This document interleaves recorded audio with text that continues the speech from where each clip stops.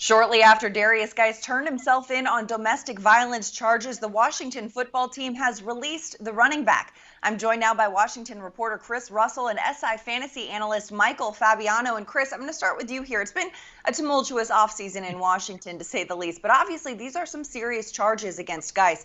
How does his release affect the football team on the field?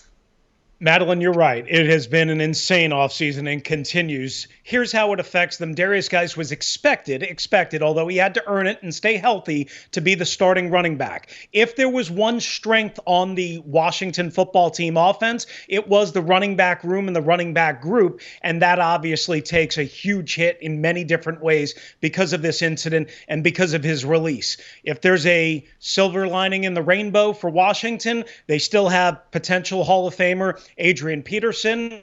They have Bryce Love. They drafted Antonio Gibson and others to fill the void. Michael, obviously, Chris mentioning the depth there. Adrian Peterson, the veteran, obviously a big addition. But Bryce Love and Antonio Gibson could also see opportunity here in Geis' absence. How do you assess this through a fantasy value standpoint? So I feel like Peterson's probably the favorite to start, right? I mean, no OTAs. You've got young players behind him, no preseason, so I wouldn't be surprised if you were the guy in week one, making him an RB4 from a fantasy perspective. But I feel like the big winner here is Antonio Gibson.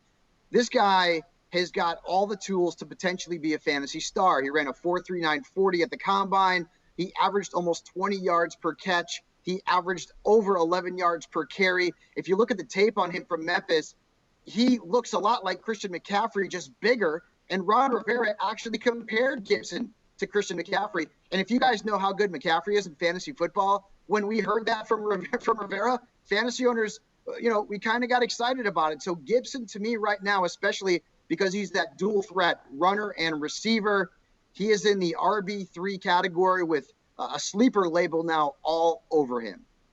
The Christian McCaffrey comparison is a great one. If you're Antonio Gibson, obviously CMC is arguably a number 1 or top 3 pick in fantasy leagues across the board. Chris, Michael, thank you so much for taking the time.